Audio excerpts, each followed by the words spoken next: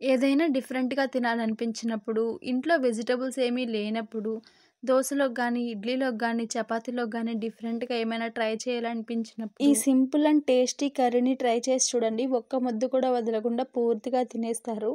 ఎలా చేయాలో చెప్తాను. వీడియో మీకు నచ్చితే తప్పకుండా లైక్ చేయండి. ముందుగా స్టవ్ ఆన్ చేసి పాన్ పెట్టుకొని 4 టేబుల్ స్పూన్ ఆయిల్ వేసుకోవాలి. ఆయిల్ బాగా వేడెక్కిన తర్వాత ఇందులో 1 టేబుల్ స్పూన్ వరకు పచ్చిశనగపప్పు, హాఫ్ టేబుల్ స్పూన్ వరకు జీలకర్ర అండ్ కొద్దిగా ఆవాలు, ఉద్దిపప్పు, ఆవాలు వేసుకోవాలి. పోపు దినుసులన్నీ చిటపటలాడిన తర్వాత అందులోనే ఒక మీడియం సైజ్ ఉల్లిపాయని, అలాగే ఒక వెల్లుల్లిపాయని సన్నగా తరిగి వేసుకోవాలి. అలాగే ఒక 4 పచ్చిమిరపకాయలని ఇలా నిలువుగా కట్ చేసి వేసుకోవాలి.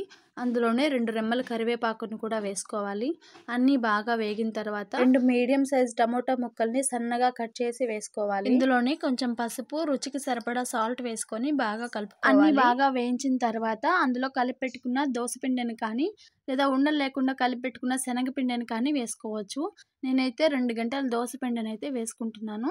ఇది వేసుకున్న తర్వాత కొంచెం ఎక్కువగానే వాటర్ యాడ్ చేసుకోవాలి. ఎందుకంటే ఇది ఉడికేటప్పటికి చిక్కగా అయిపోతుంది. బాగా కలిసిన తర్వాత ఒక 2-3 గ్లాసెస్ వాటర్ యాడ్ చేసుకొని మంటని మీడియం ఫ్లేమ్‌లో పెట్టుకొని ఒక 2 మినిట్స్ మాత్రం కుక్ చేస్తే చాలు. చాలా టేస్టీగా ఉండే బొంబాయి చట్నీ రెడీ అయిపోతుంది. మా సైడ్ అయితే దీన్ని బొంబాయి చట్నీ అంటారు. మీ సైడ్ ఏమంటారో తప్పకుండా కామెంట్ చేయండి.